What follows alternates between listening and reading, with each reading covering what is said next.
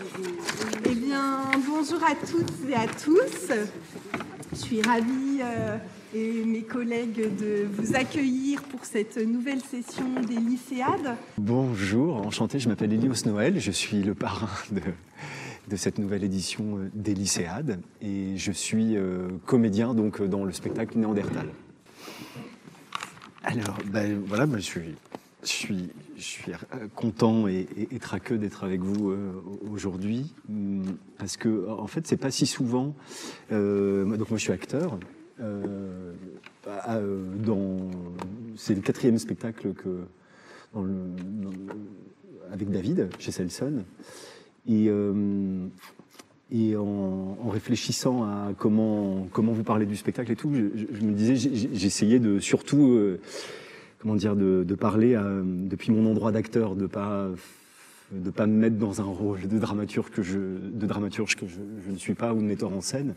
Et en même temps, c'est vachement intéressant. Et en même temps, je me rends compte à quel point, en fait, quand on traverse une création en tant qu'acteur, c'est peut-être ma manière. Enfin, voilà, c'est très bordélique, c'est par flash, par association d'idées, je sais pas comment dire. Du coup, en tout cas pour moi, c'était intéressant de reparcourir les mois de répétition et de genèse du projet pour essayer de vous livrer, voilà, un témoignage qui ne vaut que depuis mon point de vue à moi. David dirait sûrement pas la même chose, ou une comédien du projet. Voilà. Et peut-être je vais commencer par vous parler un peu des spectacles. En fait, donc c'est le 4e spectacle que je fais avec David. On a commencé il y a une dizaine d'années parce que en fait il y a vraiment des liens thématiques forts dans le rapport aux documents, dans le rapport à l'histoire. Et c'est vrai qu'il est particulièrement fort dans Néandertal avec cette quête scientifique qui a été un des défis des répétitions et de faire théâtre avec une matière qui a priori ne l'est pas du tout. En tout cas, ça a été tout le travail des répétitions de démêler. Il y avait plein d'intuitions que ça pouvait être super, mais comment on arrive à faire un théâtre qui soit pas didactique, comment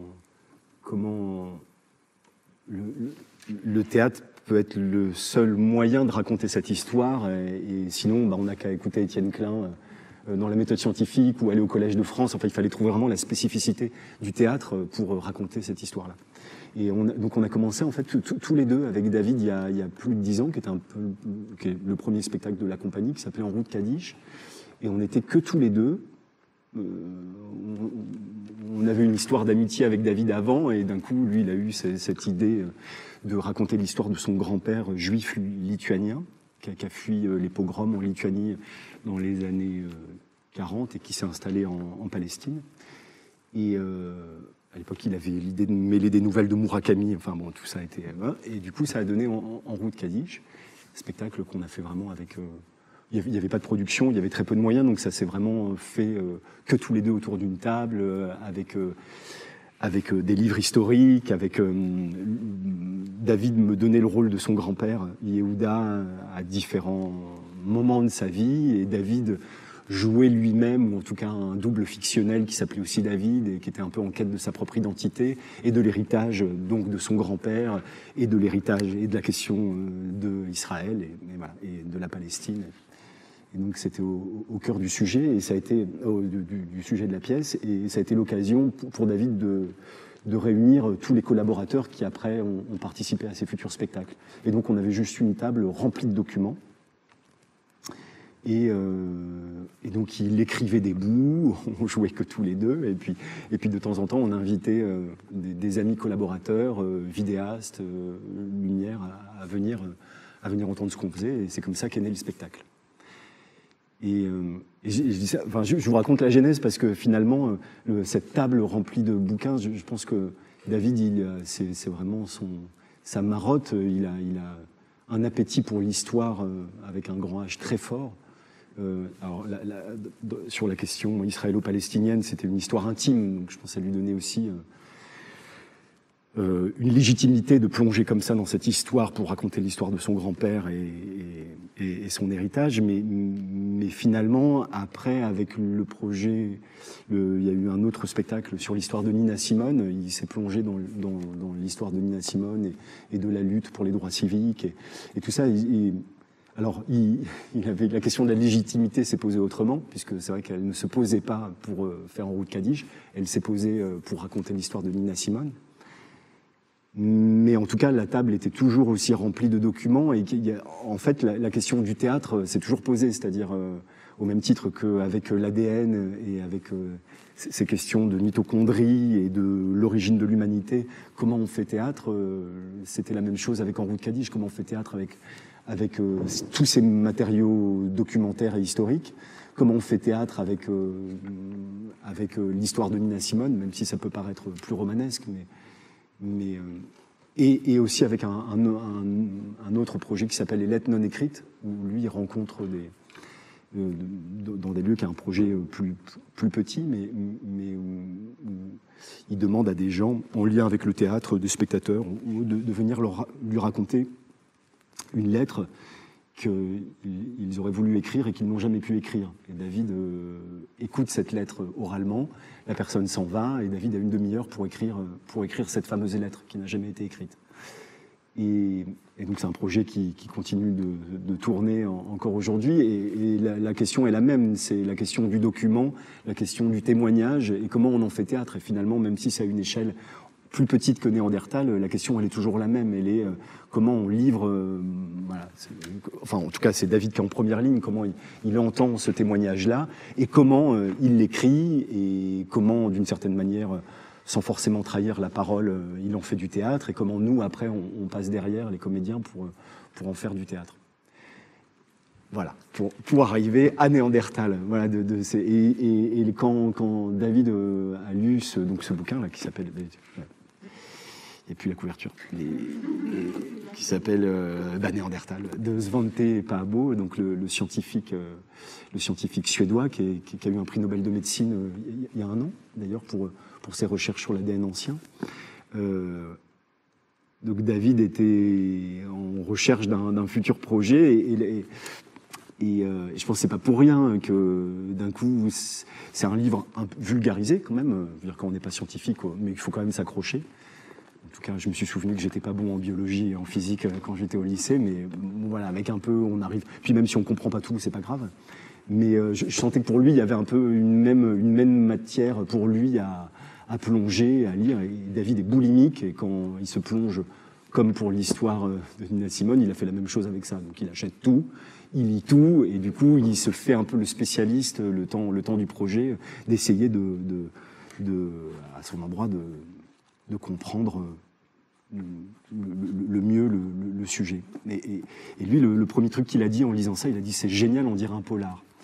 Et effectivement, dans la manière qu'a de raconter Svante Pääbo cette quête donc, du génome de Néandertal, donc qui va lui prendre une trentaine d'années. En fait, il raconte depuis le début des années 80 jusqu'au séquençage entier du génome de Néandertal, donc des 3 milliards de lettres qui composent un ADN, les ACTG, les nucléotides qui sont... Voilà, donc,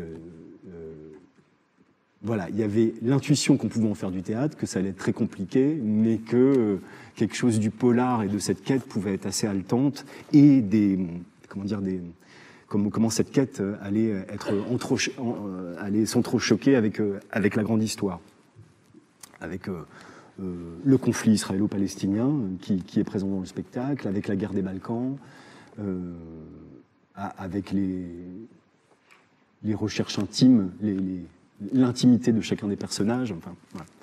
Et donc on a commencé par faire des ateliers de recherche avec une partie de la distribution, voilà, avec l'idée pas forcément d'en faire un spectacle, mais on a travaillé 15 jours au Théâtre de l'Aquarium à Paris, avec voilà, le livre, de lire le bouquin et de se lancer dans des improvisations de manière très intuitive pour voir, tiens, qu'est-ce qu'on peut faire de ça. Et voilà, voilà, ça c'était le tout début. Et il y a une des portes d'entrée de... Attends, dans quel ordre je vous raconte? Vous m'arrêtez si je suis confus et tout ça, n'hésitez pas à me dire...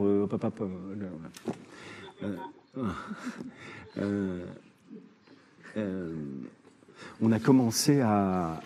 Donc, peut-être je vous pitch en 2 secondes si je suis arrivé. C'est fou parce que je l'ai lu 3 fois et il m'en reste rien. Enfin, il m'en reste, je me disais en même temps, je sais pas où c'est, ça doit être quelque part, mais et je me dis c'est ouf de lire les trucs et puis de se dire. Voilà. Donc, dans le livre de Svante Pääbo, il raconte son histoire et sa quête de l'ADN ancien. Donc ça commence dans les années 80. À la base, Svante Pääbo, il voulait être égyptologue. Il était passionné des pharaons et des momies. Et il s'est rendu compte que pour lui, ça avançait trop lentement. Donc il a fait de la recherche fondamentale dans un laboratoire en Suède. Et finalement, un peu le déclic, et ça c'est un des motifs qu'on garde dans le spectacle, c'est qu'il a essayé de lier sa passion pour l'Égypte et sa passion pour l'ADN ancien en se disant, tiens, les pharaons embaumaient les momies, peut-être qu'elles ont 5000 ans. Donc c'est des intuitions qu'il a dans les années 80. Il faut savoir que dans les années 80, l'ADN n'est pas censé survivre. C'est-à-dire que l'ADN, quand on meurt, et ce qui est le cas la plupart du temps, elle est détruite par soit les bactéries qui peuvent provenir de l'intestin, d'autres endroits du corps, par les enzymes, par l'humidité, par le fond diffus cosmologique. C'est-à-dire que même si on est protégé comme ça, il y a quand même des choses qui viennent de l'espace, qui bombardent et qui abîment l'ADN. Donc l'ADN se détruit très facilement. Et il se dit, tiens, avec les momies, puisqu'elles ont été conservées dans une manière bien particulière, peut-être que quelque chose peut subsister dedans. Et donc il mène un peu discrètement dans son laboratoire d'Uppsala en Suède des expériences sur du foie de veau. Il fait cuire du foie de veau au micro-ondes pendant des heures en se disant tiens, si il cuit comme ça en cuisson lente, donc ça sentait très fort dans le laboratoire, tous ses collègues lui disaient mais qu'est-ce que tu fais? Et lui il voulait pas dire la vérité et tout ça pour voir tiens, est-ce qu'il peut voir quelque chose dans le foie de veau qui le mettrait sur la piste de peut-être retrouver un bout de momie quelque part et de se dire tiens, qu'est-ce que je pourrais trouver là-dedans? Et donc ça donne pas grand-chose le foie de veau, mais il se dit quand même qu'il va aller. Il a un lien, un ami à lui qui connaît un conservateur de musée en Allemagne de l'Est, donc à Berlin. Donc on est avant la chute du mur, qui conserve des momies et via des échanges diplomatiques, je sais pas quoi, il arrive à repartir avec un bout de tibia, un bout d'oreille et tout ça. Et donc il est, je sais pas, il doit avoir 25 ans à l'époque. Avec des méthodes, donc le séquençage de l'ADN c'était le balbutiement, c'est-à-dire le séquençage qui permet, c'est une technique en gros qui, via des températures très précises, qui permet de décoller les 2 brins d'ADN et de les recoller pour pouvoir les amplifier et pour pouvoir les lire, en gros. Voilà, c'est la méthode, ce qu'on appelle faire une PCR. Et il arrive non pas à les lire, mais avec des principes de fluorescence, à se rendre compte qu'il y a quelque chose qui brille dans l'oreille de cette jeune égyptienne qui a 5000 ans. Et donc, lors d'un grand... à Cold Spring, aux États-Unis, c'est un peu le rendez-vous des grands biologistes mondiaux, il annonce, ce qui est un coup de tonnerre à l'époque, que dans l'oreille de cette égyptienne, il y a quelque chose qui brille encore. On ne peut pas lire, mais ça veut dire qu'il y a un bout d'ADN qui est resté dans la lacune de l'oreille, très protégé. Et donc, ça ouvre la porte à la lecture de l'ADN ancien, de se dire, bah tiens, ça a 5000 ans, mais alors, si c'est bien conservé, en fonction de la terre, du calcaire, du grès, du quoi, il peut y avoir des cas de figure. Voilà. Et donc, il y a une volonté de remonter le temps, très fort chez lui, de se dire, moi, je ne vais pas lire l'ADN des animaux. Parce qu'à l'époque, après, il part étudier à Munich où il est zoologiste et tout ça. Et il y a vraiment, lui, c'est les animaux, les rats-kangourous, les trucs. Et lui, il a une envie de chercher plus loin, quoi, de remonter. Et de fil en aiguille, voilà, bref, il arrive, parce qu'il doit avoir beaucoup de bagou et il arrive très très bien à raconter, donc du coup aussi avoir des moyens. Et il va finir par prendre la tête de l'Institut Max Planck à Leipzig, avec énormément de moyens. Et bon, là, je fais rapide, mais les techniques de PCR vont évoluer, donc on va pouvoir séquencer l'ADN de manière beaucoup plus précise. Et il va se mettre en tête de séquencer de l'ADN de Néandertal, ce qui paraît fou, puisque Néandertal, il disparaît il y a 40 000 ans. sur la timeline. Donc, je veux dire, passer de 5000 ans déjà d'une momie, ce qui paraissait improbable, à 40 000 ans, en fait, c'est le jour et la nuit. Enfin, pour nous, c'est vrai que avant de me plonger dans les dates, c'est vrai pour nous, 40 000, 70 000, ou même les dinosaures, 65 millions d'années, ça paraît en gros le passé, alors qu'en fait, c'est des échelles folles. Même entre 40 000 et 70 000 ans, il y a un monde en termes de conservation. Et l'idée, il y a quelque chose un peu de démiurgique dans la quête de Svante Pääbo, c'est de comprendre qu'est-ce qui fait la singularité d'Homo sapiens, donc l'espèce qu'on est et qui est la seule à régner sur la Terre aujourd'hui. Il n'y a qu'un homo sur la planète, c'est Homo sapiens, contrairement à d'autres époques où il y a eu des cohabitations. Néandertal disparaît il y a 40 000 ans et il se dit, le gros problème, et ça aussi c'était une des intuitions pour pouvoir faire théâtre de ça, c'est la contamination. En fait, ce qui a brillé dans l'oreille de l'égyptienne, il y a quelque chose qui a brillé, mais il s'est rendu compte d'ailleurs quelques années après, quand les technologies ont évolué, que ce qui a brillé, c'est pas l'ADN de l'égyptienne, c'est son propre ADN. L'ADN est très volatile et tout le problème de l'ADN ancien, c'est la contamination. C'est qu'à partir du moment où on est en présence et on n'est pas ultra protégé, on en met partout. Là, après notre après-midi, il y a de l'ADN partout. Et ça va être un précurseur de la salle blanche. C'est-à-dire que pour pouvoir lire de l'ADN ancien, il a mis en place des protocoles. C'est quelqu'un, je pense, d'extrêmement paranoïaque et tout ça,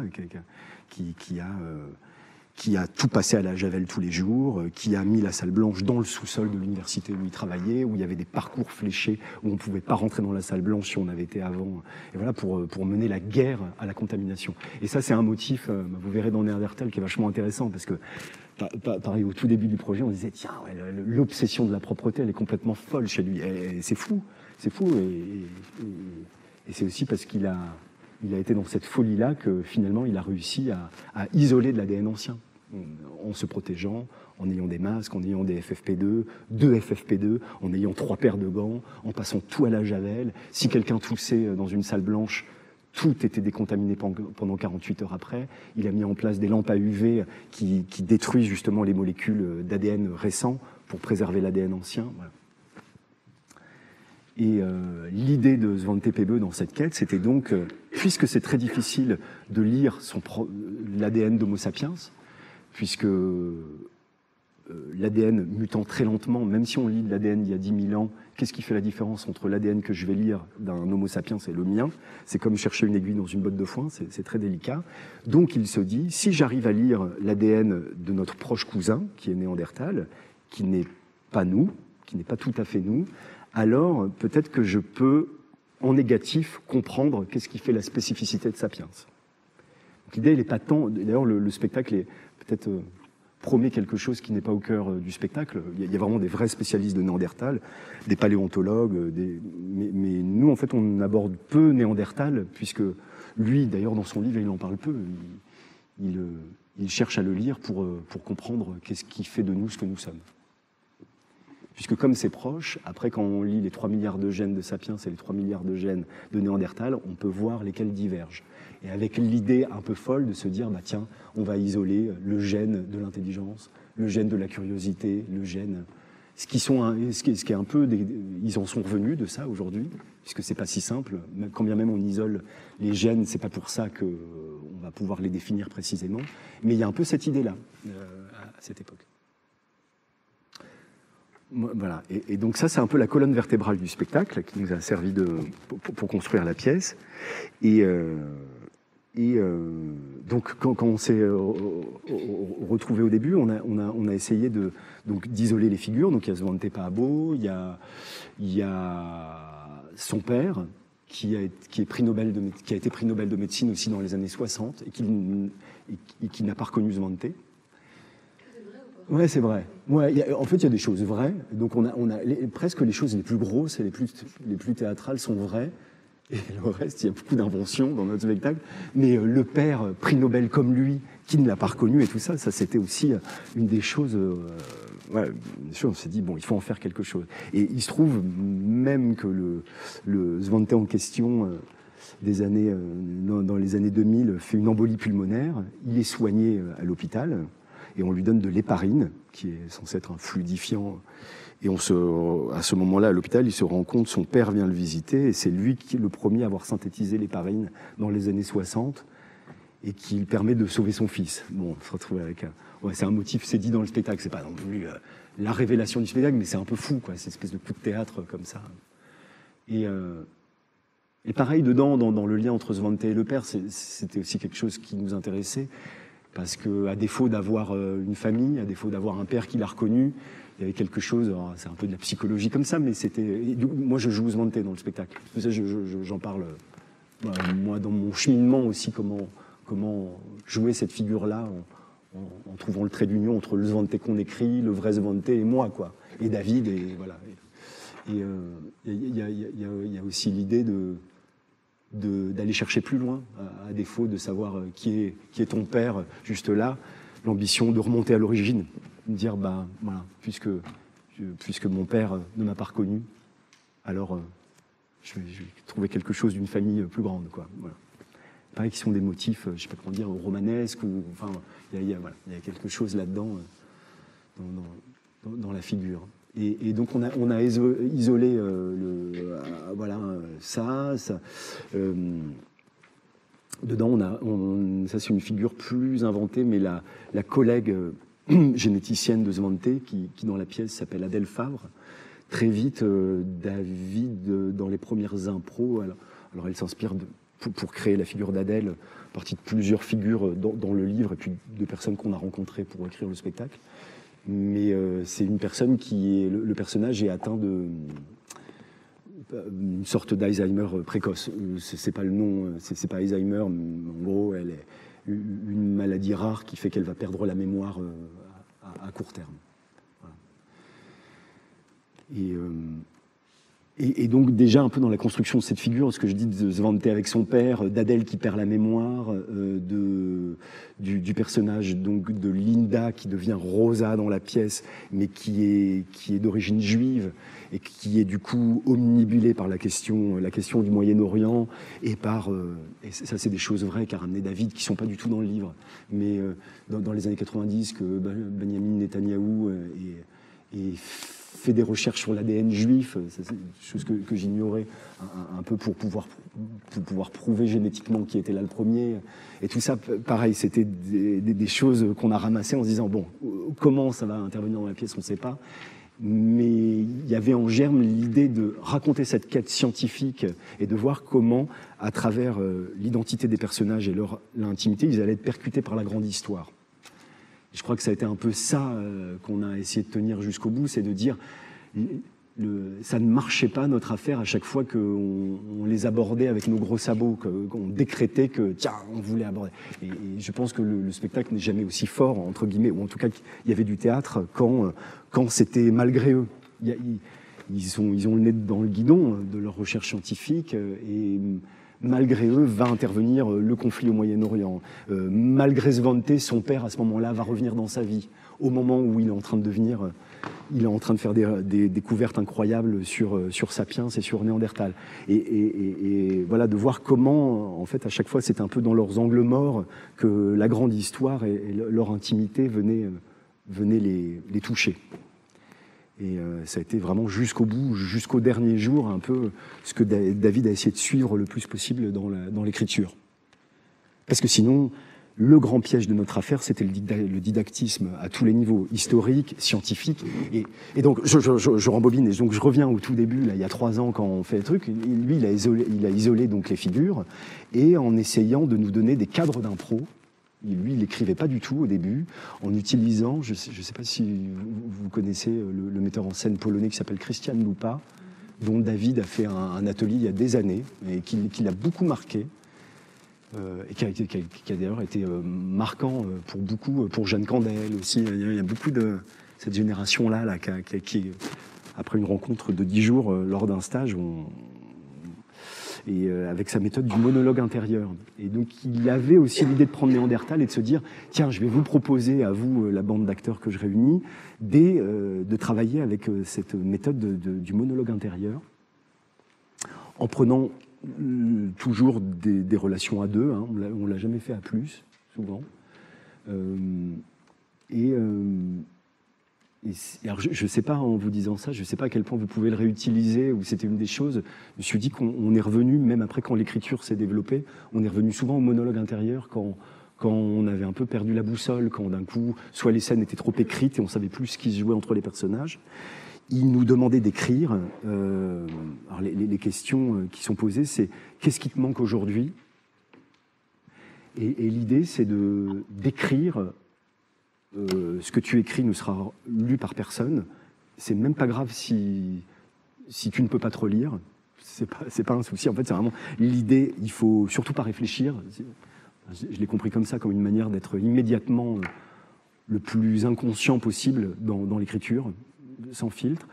Donc d'écrire sur qu'est-ce qui me manque aujourd'hui. Mais moi, Hélios, hein, pas du tout le personnage. Qu'est-ce qui me manque qu'est-ce qui va, enfin oui, je sais pas, oui, quelque chose du manque aujourd'hui. Et d'écrire ça, et puis une fois qu'on a épuisé, des fois ça peut faire 3, 10 pages, 20 pages en fonction de l'inspiration et du fil, jusqu'à ce que ça se tarisse. Et après de refaire un monologue intérieur dans la scène qu'on va jouer, sur qu'est-ce que j'attends de l'autre. Qu'est-ce que j'attends de l'autre, peut-être pour aller mieux, ou pour me... Voilà. Et en fait, c'était vachement efficace, cette méthode, parce que pour avoir utilisé l'impro dans d'autres créations et tout ça, elle permettait en fait de se charger de ces problématiques déjà qui sont personnelles. Après, quand d'un coup on se relisait, ou de voir en quoi mes problématiques personnelles pouvaient rejoindre les problématiques du personnage. Donc ça permet, je crois que c'est un peu comme ça que le formule Christiane Lupa, de dire, trouver l'intersection, de dire, il n'y a pas de personnage à dire, de dire, commence par toi-même et vois comment elles vont pouvoir se mélanger avec ce qu'on imagine, là, en l'occurrence de la figure de Svante Pabo, de l'attente de son partenaire, et ça, on ne se parlait pas avec le partenaire. Donc au moment de l'improvisation, il n'y avait aucune préméditation, à part peut-être celui de l'espace, de se dire, ben voilà, ça va commencer là. Et c'était super efficace parce que ça permettait de se rendre vachement vivant à l'intérieur, vachement actif, et surtout de ne pas se soucier de, comment dire, le grand piège de l'impro, c'est quand on démontre ce qu'on est en train de faire, on nomme les enjeux. Là, cette espèce d'écriture comme ça permettait de tout mettre à l'intérieur, et il y avait quelque chose qui transpirait de ça, et c'est comme si on n'avait plus besoin de s'en occuper. Donc ça donnait des impros, la plupart du temps, qui étaient justement pas didactiques, et beaucoup plus proches de la vie, où souvent on se raconte beaucoup plus par des petites choses que frontalement. Enfin, je sais pas comment dire, il y avait quelque chose qui permettait de charger la partie immergée de l'iceberg et de donner des impros qui ont été vachement fortes au début, et dont David a enregistré, a fait des captations, et qui a servi aussi de point de départ à l'écriture. Donc il a beaucoup écrit à partir de ces impros du début. Et voilà. Sur la deuxième partie, donc qu'est-ce que j'attends d'autre ? Ouais. Là, on va dire, c'est en tant que comédien, en tant que personnage. Ouais, je dirais que c'est un peu plus le personnage. Ouais, oui, c'est un peu plus le personnage, ouais. Ouais.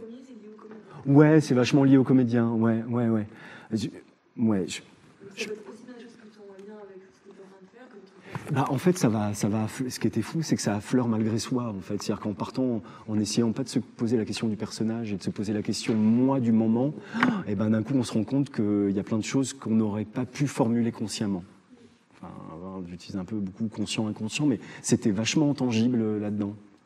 Et du coup, ça donnait des impros vachement pas en contrôle de ce que vous êtes censé comprendre, vachement et de l'intérieur. Et pour avoir vu les autres partenaires le faire, c'était super efficient, quoi. Et du coup, en fait, c'est vous posez une situation, tout machin, vous êtes en train de faire ça. Ouais, lui, il posait le cadre. Pour préparer le truc, donc on avait une idée du rapport. C'était un peu posé l'idée que, par exemple, je peux vous donner un exemple. Le premier, à Cold Spring Harbor, là, ce que je vous disais la première fois que Svante, il vient faire son talk sur la découverte de l'ADN de momie dans une oreille égyptienne, ça se passe en 86. Et David s'est raconté qu'en 86, il y avait l'explosion. Pareil, ça c'est pas du tout présent dans le livre, mais voilà, c'est la première scène du spectacle, elle se passe dans le noir complet pendant 15 minutes. Et ça vient d'impro qu'on a fait, où on s'est imaginé qu'en 86, il y avait l'explosion de Tchernobyl en Ukraine, Cold Spring Harbor, c'est près de New York, mais que pour des raisons de sécurité, tous les talks étaient interrompus et ils étaient mis dans la cave du bâtiment dans lequel ils faisaient leurs conférences. Et c'est comme ça qu'on commence la pièce, entre Svante et celle qui va devenir son amoureuse, qui dans le livre s'appelle Linda, qui elle est spécialiste de l'Ève mitochondriale, d'un autre sujet sur la génétique et tout ça. Bon, bref. Et donc, du coup, l'idée, c'était de nous précipiter, il donnait un cadre très précis, c'est-à-dire de dire, on est en 86, tu viens de finir ton talk, t'as pas pu le terminer, je sais pas quoi, vous êtes dans un sous-sol, vous choisissez le cadre. Donc, on chargeait un peu tout le contexte. Et après, ce qui allait se passer entre les personnages, ce que je veux dire, il n'y avait pas d'idée de conflit ou de ce qui pouvait se passer entre nous. Mais comme les deux comédiens travaillaient vachement à charger sa propre histoire personnelle, en fait, ça crée plein de collusions. Et donc, ça pouvait donner des impros qui duraient 30, 45 minutes, 1 heure, parce qu'il y avait tout ça qui était préparé avant pour donner de l'épaisseur un peu à nos figures, quoi. Avec l'idée, l'idée de la rencontre amoureuse. En gros, ce qui va se passer, c'est que dans le sous-sol, dans le noir, avec cette catastrophe, ils finissent par s'embrasser. Ce qui est complètement inventé, hein, c'est comme ça du tout. Voilà, ouais. Donc voilà, donc ça a été la première étape d'écriture. Et après, quand on s'est retrouvé 1 an après, finalement, cette période a été super parce qu'on n'avait aucun problème de didactisme et tout ça. Et c'est quand David a commencé à écrire et qu'on a essayé de valider des principes scénographiques et tout ça que ça a été vachement compliqué parce que, en fait, dans le processus d'écriture, on a fait des allers-retours tout le temps. C'est-à-dire que David écrivait beaucoup, il y a eu beaucoup de scènes. Et la plupart, on les mettait à l'épreuve du plateau et la plupart ne marchaient pas parce que c'était didactique, je ne sais pas comment dire. La seule chose que je peux témoigner en tant qu'acteur, je ne sais pas ce qui fait théâtre particulièrement, mais la chose qu'on sent fort quand on est sur un plateau, c'est quand on se fait le porte-parole de l'auteur. Je ne sais pas comment dire, quand on dit, je ne sais pas qui c'est mon personnage là, mais je sens quand d'un coup, il y a quelque chose qui parle de manière, je ne sais pas comment dire, au-dessus. Et c'était vraiment, et David le sentait, c'était un aller-retour constant entre écriture, apprentissage des scènes, on les joue et on sent que c'est pas vivant, que d'un coup tout est didactique, et donc repassage en impro, et d'un coup des motifs d'impro, David réécrit, et on le réinjecte et on apprend, et on improvise à partir de ça, et voilà. Et ça a été des mois en fait d'aller-retour dans l'écriture comme ça. D'écrire à partir des impros, et ce qui est très agréable avec David, c'est qu'il il est bien auteur de la pièce, il n'y a pas de doute, mais il a, comme sur En route Kadige, comme sur Le silence et la peur, ou même comme sur Les lettres non écrites, en tout cas dans le lien que j'ai avec lui et que l'équipe avait avec lui, c'est-à-dire que c'est très facile de lui dire ça c'est trop écrit, ça sonne pas, ça c'est chiant, ça c'est... Alors aussi, c'était une manière de pousser David dans ses retranchements, c'est-à-dire que pour lui, au final, disent peut-être, mais j'y tiens. Et alors, s'il y tient, mais en tout cas le travail du plateau, ça a été tout le temps ça, c'est-à-dire de le pousser, de dire, mais attends, qu'est-ce qu'on veut dire, qu'est-ce que tu veux dire, c'est quoi l'enjeu, voilà. Donc on a essayé de traquer ça tout le temps.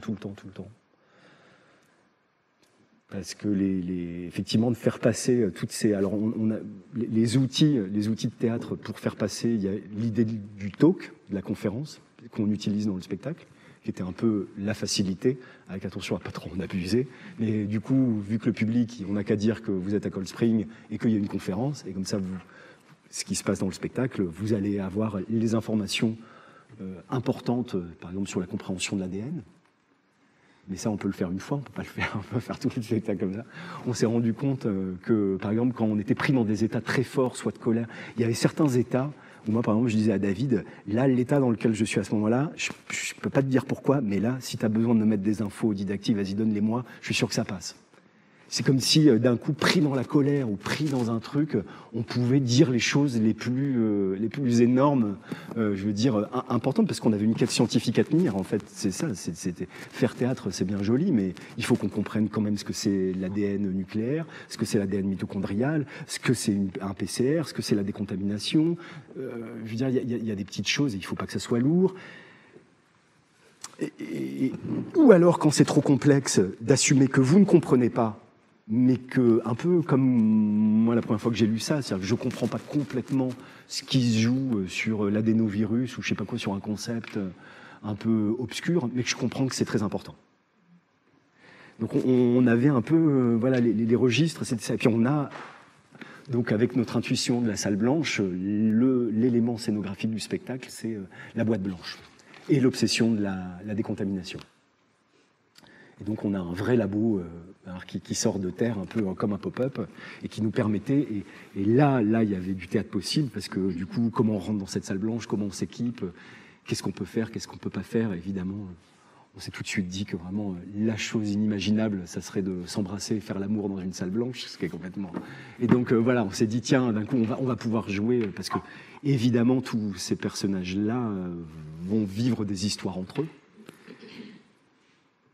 Et c'est voilà, l'idée de mettre toutes les couches, c'est-à-dire qu'il y a eux, en tant qu'homo sapiens, qui cherchent l'origine d'homo sapiens, je ne sais pas comment dire, ils questionnent autant ce que c'est homo sapiens que, malgré eux, vous nous voyez comme des scientifiques sur un plateau de théâtre, en train de mettre à l'épreuve nos croyances, nos désirs, parce qu'évidemment, ils sont humains, ces gens-là, et ils sont pris comme chaque humain par leurs contradictions, leurs aspirations amoureuses, leur volonté. Chez Svante, il y a un motif très fort du fait que son père ne l'ait pas reconnu. Il y a quelque chose du mensonge qui est quand même, qu'on tire, parce qu'il en parle dans le livre, mais on l'a tiré, l'idée que c'est quelqu'un qui, quand d'un coup il découvre que l'ADN de l'oreille égyptienne est fausse,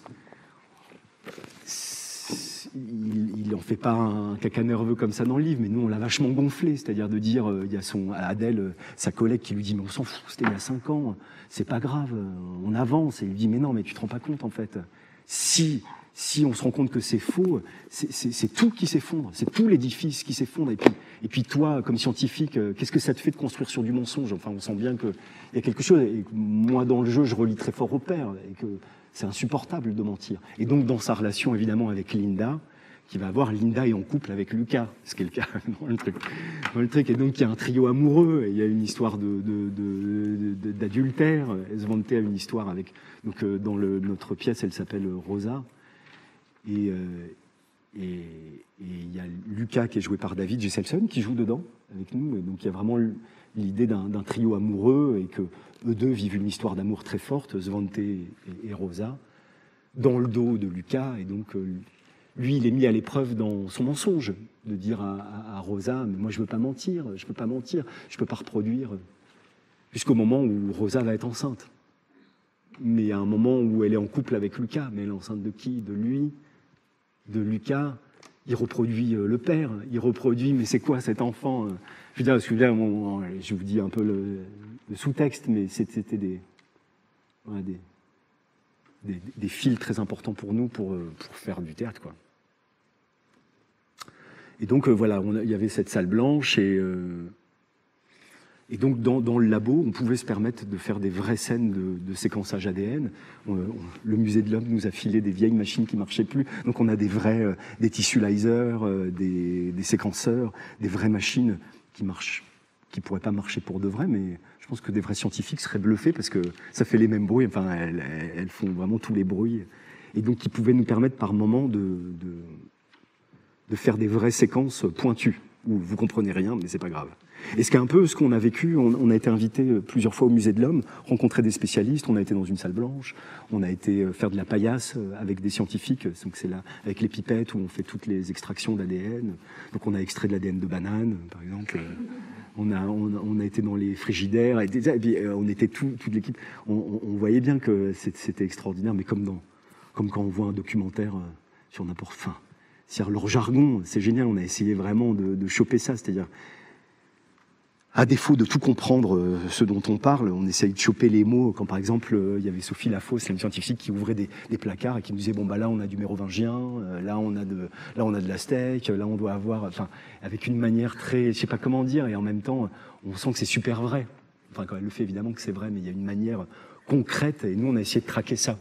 Sur quand on allait passer des journées au musée de l'homme, de regarder comment ils font, comment ils se parlent, leur jargon, qui nous a fait beaucoup rire, et parce que et donc on a parié, on a misé un peu là-dessus en se disant bon si on chope les bonnes expressions, en tout cas en tant qu'acteur, vous voyez même comment je vous pitch le truc, je me rends compte que voilà, je pourrais pas bien vous raconter les trucs et c'est pas faute de l'avoir lu et tout ça parce que il fallait pas se tromper de combat, c'est-à-dire je suis pas scientifique, je suis pas toi, mais il faut choper les bons outils qui vont donner du réel au plateau.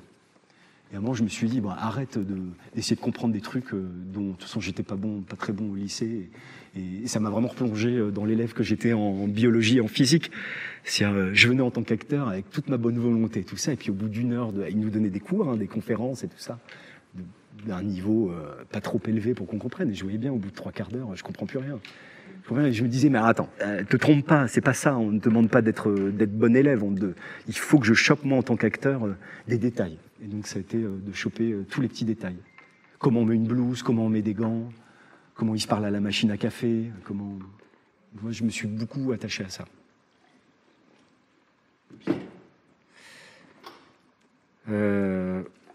Voilà, ça va,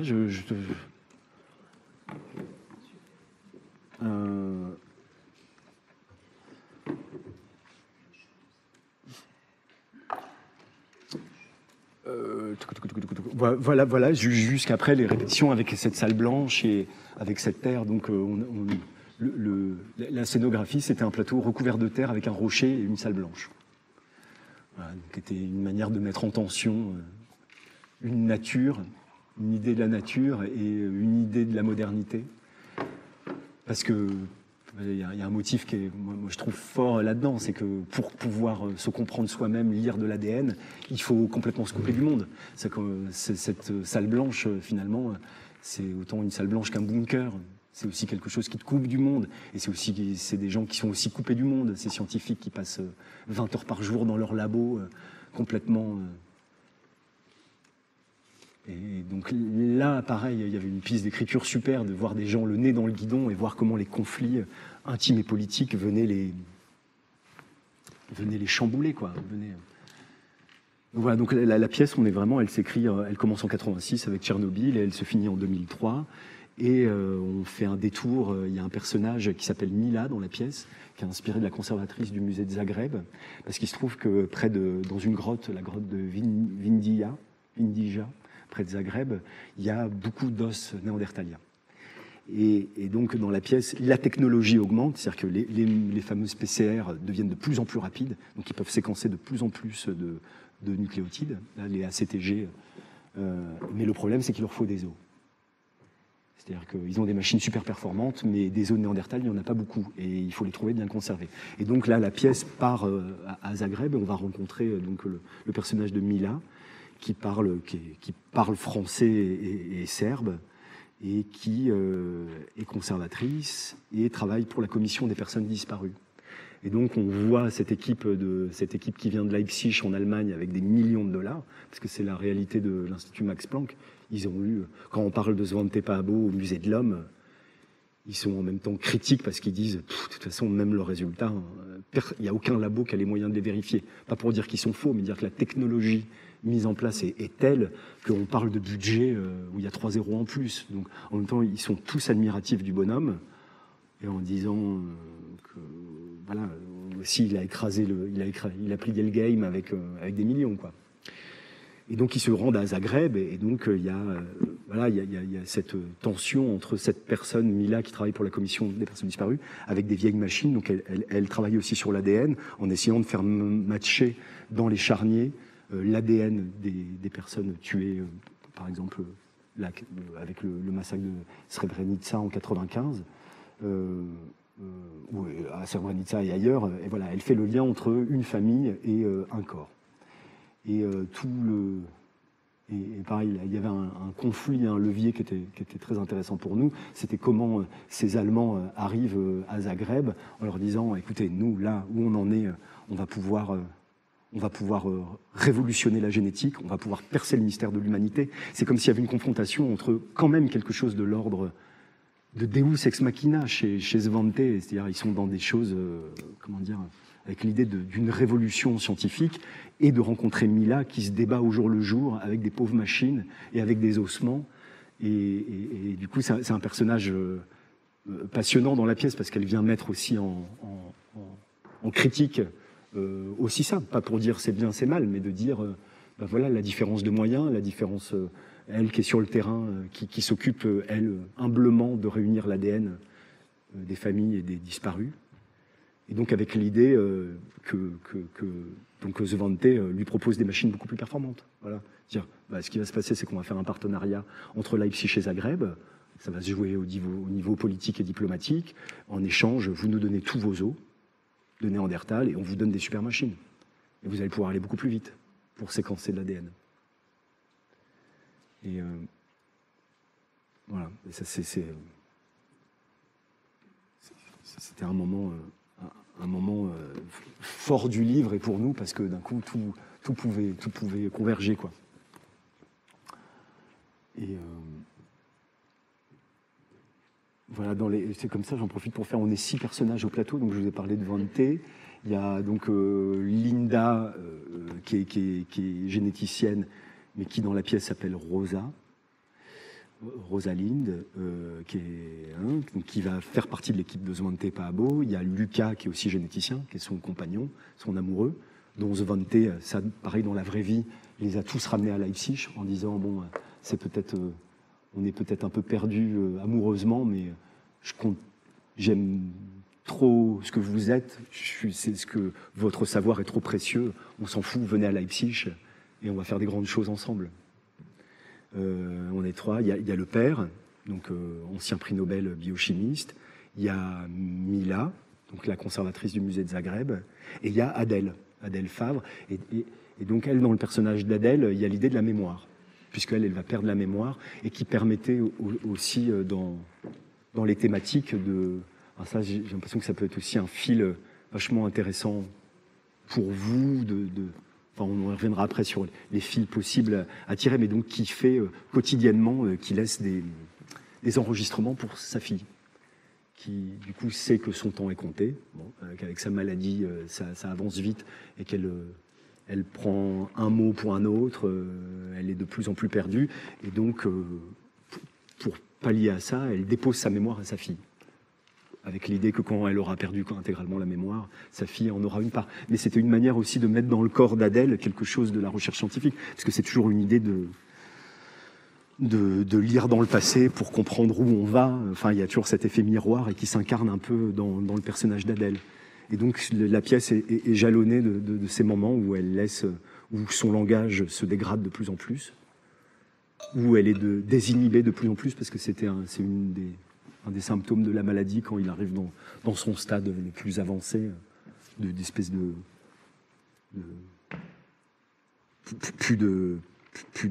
d'inhibition.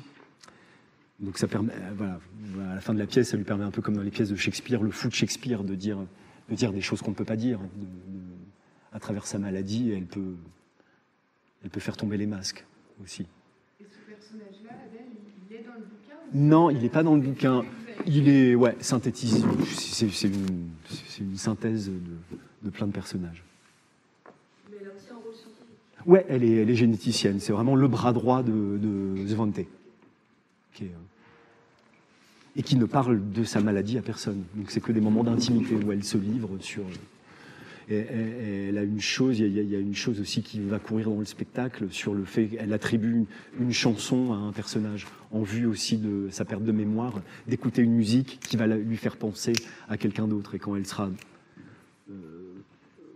quand la maladie sera très avancée, enfin je sais pas, il y a aussi peut-être quelque chose qui est intéressant là-dedans sur comment, dans le lien à la musique et dans comment on attribue une musique à quelqu'un. Et je sais pas, je me dis même tous les enregistrements, parce que Adeline qui joue Adèle, Au début, c'était avec une caméra, elle s'enregistrait, c'était aussi des impros. Je me dis qu'il y a quelque chose qui peut être beau là-dedans aussi, théâtralement. Je sais pas, comme l'idée de déposer une mémoire à quelqu'un quand on sait que peut-être on va la perdre. Enfin, je sais pas. Et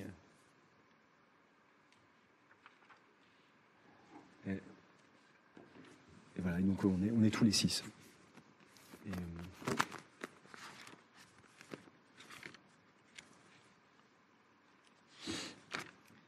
du coup, tu parlais des allers-retours entre les improvisations, l'écriture. Comment ça se fixe, en fait, à un moment donné? C'est vraiment...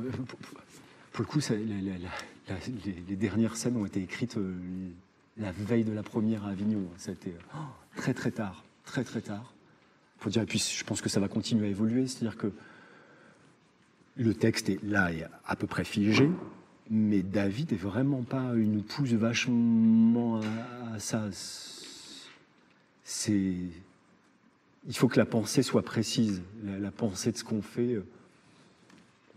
On n'est pas fondamentalement au mot près, voilà. Après, par la force des choses, ça devient ce texte-là. Et grosso modo, on n'a pas à se dire, tiens, il faut que j'invente autre chose, il faut que j'ai d'autres idées. C'est pas ça l'enjeu, mais c'est d'être, encore une fois, de revenir au plus proche des monologues intérieurs, d'être au plus clair sur les enjeux de la scène, les enjeux des personnages. Et voilà, c'est ce texte-là, là, comme on l'a joué qu'à Avignon, on l'a pas rejoué depuis. C'est à Dijon qu'on va le reprendre pour la première fois depuis Avignon. Mais par exemple, le fait que là, on a une dernière scène avec Laure qui joue Rosa, qui a vraiment été écrite l'avant-veille. Moi, je me souviens que le jour de la première, comme j'ai une mémoire photographique, c'était la dernière scène, donc en fait, c'était pas grave, et puis c'était très bien, ça permettait d'être au travail jusqu'au bout. Mais moi, je me souviens que ma mémoire, je voyais la page défiler, je la lisais dans ma tête en jouant, quoi. Je sais pas comment dire. Mais en même temps, c'était super parce que c'était comme ça qu'on avait travaillé depuis le début. Et donc, jusqu'à la première, de pouvoir être dans cette fragilité-là, c'était un bon antidote contre le fait de cadenasser un spectacle, de blinder quand on a peur. Voilà, donc voilà, tous ces allers-retours ont fait que c'est ce texte-là qui est apparu, mais rien n'empêche que les choses ne bougent pas dans les semaines qui viennent. Si on trouve mieux. Enfin, c'est un peu ça l'idée, parce qu'il y a des choses qui ne peuvent pas bouger, parce que c'est des choses de compréhension auxquelles David tient, le reste. L'auteur est toujours vivant. C'est David. Ah, lui, Svante, oui, Svante Paabo, donc il vient d'avoir son prix Nobel de médecine là, l'année dernière. Il dirige toujours l'Institut Max Planck à Leipzig. Oui, là. Et c'est drôle, juste après avoir eu son prix Nobel sur Internet, il y a eu un nettoyage de tout, en particulier de l'histoire avec son père. Il y a eu, dans les 48 heures qu'on suivi le prix Nobel, plein de choses, plein de sources qui étaient présentes. Je pense qu'il y a quelqu'un qui s'est occupé de nettoyer. Il a vu le spectacle? Non, il l'a pas vu. Il l'a pas vu. Je pense que ça a dû lui revenir aux oreilles, mais il y a les droits. Enfin, oui, je sais pas, peut-être que... Non, mais tu as raison, c'est peut-être... Je sais pas, jusqu'où, comme on prend des vraies choses et qu'on en invente d'autres, ce lien entre docu et fiction, peut-être pour être problématique pour lui, puisque peut-être les gens peuvent se dire que tout est vrai, alors que ça l'est pas forcément. Je sais pas s'il viendra. Peut-être c'est pas bien qu'il vienne. Je crois qu'il y a des scientifiques qui ont dit, le connaissant, que voilà, c'était pas... On n'avait pas trop intérêt. Vous avez eu des réactions des scientifiques? Oui, en particulier une qui a été un peu notre marraine au Musée de l'Homme, c'est Evelyne Heyer. Je ne sais pas si vous la connaissez. Elle vient souvent à la radio, elle a écrit un livre qui s'appelle L'Odyssée des gènes, elle est généticienne. C'est une vulgarisatrice incroyable. Vraiment une personne passionnée. Donc, elle nous a fait des conférences, elle est venue à Avignon voir le spectacle, et elle connaît Svante, elle connaît Lucas, donc le vrai généticien, il s'appelle Mark Stone King, elle a travaillé avec. Donc, pour elle, c'était très rigolo de voir tout ça, et elle a validé à fond, et elle, comme elle a un goût pour la vulgarisation, au contraire, c'est elle qui nous a vachement poussé. On avait peur de l'erreur scientifique et tout ça. Ouais, pour vous dire, dans l'écriture, au final, on a simplifié. On a eu de cesse de simplifier. voire même d'enlever des mots de vocabulaire. Je crois même l'ADN mitochondrial dont je vous parle. Vous savez, dans une cellule, il y a l'ADN nucléaire qui est au centre de la cellule, qui contient le plus de nucléotides, les fameux 3 milliards, qui est le mode d'emploi de ce qu'on est, qui va envoyer aux protéines, qui va dire bah tiens, toi tu auras les cheveux frisés, tu vas être comme ça, comme ça. C'est vraiment le mode d'emploi. Et dans la cellule, il y a les mitochondries, qui sont les petites centrales électriques de la cellule. Et au sein des mitochondries, il y a aussi de l'ADN. Et ça, c'était un grand truc parce que c'est vachement présent dedans. C'est-à-dire que séquencer de l'ADN mitochondrial, il y en a 16 500 nucléotides dedans, et il y en a 3 milliards dans le nucléaire. Le truc, c'est que dans une cellule, il y a un génome dans le cœur de la cellule, et il y a plein de mitochondries. Donc en gros, c'est facile de séquencer du mitochondrial. Et toute la quête, et en même temps, c'est très présent scientifiquement, et je crois qu'on a viré même le terme, la distinction mitochondrie et nucléaire, qui est en même temps centrale, parce que d'un coup, ça venait mettre une nuance. Ce qui fait que si on le dit, du coup, ça demande d'expliquer un peu. On peut pas balancer les trucs comme ça. Et des trucs que pourtant on se disait, mais non, on est scientifique et tout ça, il faut qu'on arrive. Et en fait, l'adaptation qu'on en a faite, et j'étais surpris de ça. Moi, je croyais vachement à même ramener, bah ouais, c'est comme ça qu'on doit parler, c'est ça qui donne la crédibilité à nos personnages. Et c'est la simplification qui, je pense, a donné quelque chose de théâtral. Et Evelyne Heyer, quand elle est venue à Avignon, a dit super, on s'en fout, bien sûr. Vous n'avez pas besoin de raconter ça, on comprend très bien, on s'en fiche, c'est pas le problème. Enfin, pour dire, je crois qu'on avait besoin de cette caution-là, et David en premier, parce que c'est lui quand même qui signe, et t'as pas envie de dire des bêtises. Et finalement, les 3 ans de gestation de notre truc, ça a été de comprendre autant qu'on pouvait des choses un peu compliquées pour au final réduire. Et c'est vrai, quand je vois une vulgarisatrice, une scientifique du niveau de Evelyne Heyer, quand elle parle, mais par rapport à moi, quand je vous raconte des trucs, je vois même que je sens une petite tension dans vos... Mais voilà, avec elle, quand tu sors de 2 heures ou 3 heures d'explication sur la génétique, tu as tout compris. Tout est limpide. Et en fait, elle utilise très peu même de mots de vocabulaire compliqués. C'est aussi parce qu'elle a une digestion telle du sujet que... Donc, voilà, c'est si on maîtrise tellement bien quelque chose qu'on peut le rendre... Et donc c'était important qu'elle nous adoube, entre guillemets. Ça, voilà.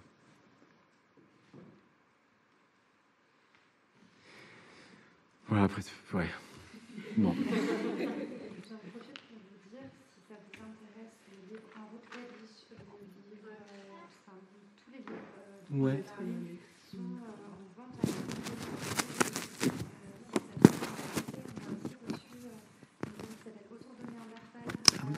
Oui, il y a eu. un petit journal, 4 €, enfin voilà, c'est des petites choses que vous trouverez à la librairie, je fais chaque sorte de recommandation, y compris avant l'ordinateur. Qui prolonge un peu plein de thématiques.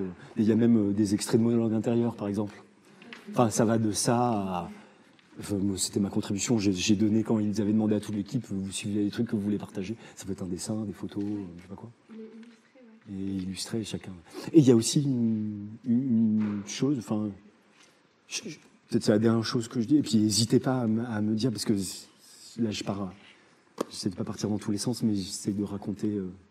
N'hésitez pas vous aussi de votre point de vue à dire bah tiens ça c'est intéressant et comment on peut le tirer, parce que je sais que pour vous il vous faut aussi des outils concrets. C'est bien beau de dire certains trucs, mais n'hésitez pas à repérer des motifs pour craquer je sais pas. Oui d'accord, pardon. Il y a de la musique aussi, un musicien qui nous accompagne, un violoncelliste, et il y a une dessinatrice qui fait du dessin sur sable. Et ça, c'est une chose que David avait expérimenté sur les lettres non écrites, comme c'est un dispositif tout simple, où il y a juste une lecture, où de temps en temps, on fait venir en fonction des dates un musicien, ou des fois il n'y a pas de musicien, et il y a aussi cette dessinatrice sur sable donc, qui dessine comme une forme de PowerPoint, sur du sable, et c'est de la rétroprojection, et donc en manipulant ce sable, elle fait des dessins.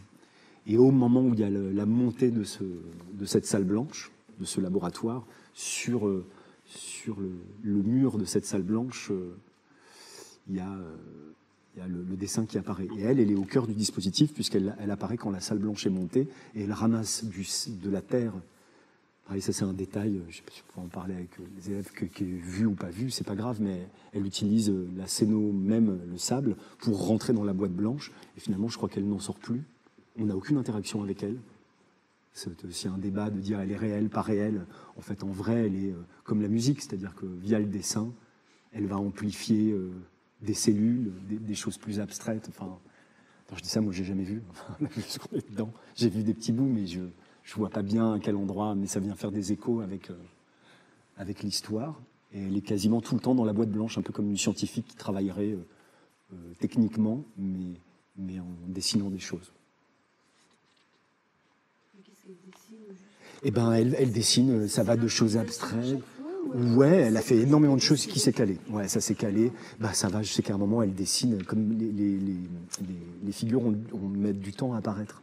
Donc au début, on voit pas trop ce qu'elle dessine, et à un moment, on se rend compte que ça dessine le profil d'un homme qu'on imagine être l'homme de Néandertal, avec son front proéminent, et tout ça, tout le moment où il y a...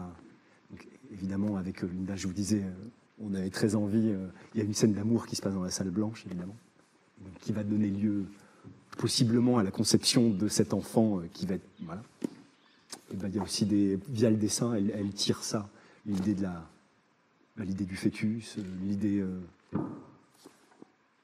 Ouais, et puis beaucoup de choses en plus qui sont assez graphiques, qu'on a vu dans les PCR et dans tout ce que je vous dis ils utilisent aussi des matières radioactives pour faire briller l'ADN et tout ça. Il y a des motifs, même dans les laboratoires, de choses dont elle a pu s'emparer pour donner un peu du concret finalement à ce qui n'est jamais concret, en fait. C'est vrai l'ADN, c'est quoi, enfin...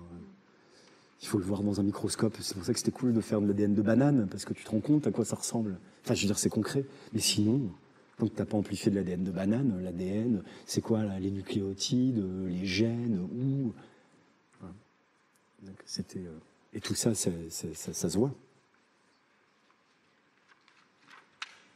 Et pour la musique, c'est le même principe, c'est aussi des impros qui Ouais. viennent accompagner. Beaucoup, ouais, c'est Jérémy Arcache qui est au violoncelle, et qui, après... C'est un peu le même principe d'écriture, c'est-à-dire qu'il improvise pendant toutes les répétitions, et puis petit à petit, on isole des motifs intéressants, on se dit, ah bah tiens, là c'est bien sur cette scène qu'il n'y ait pas de musique, parce que pathos, là si on met la musique, ouais, donc après, ça avance comme ça, quoi. Après, il y a une vraie volonté de David et de l'équipe d'essayer de converger tous ensemble, c'est-à-dire que l'écriture avance au même titre que la vidéo, que le dessin, que la musique, que les comédiens, hein, ça pose des difficultés, mais essayer de voir comment toutes ces manières de raconter une histoire peuvent faire écho entre eux, quoi.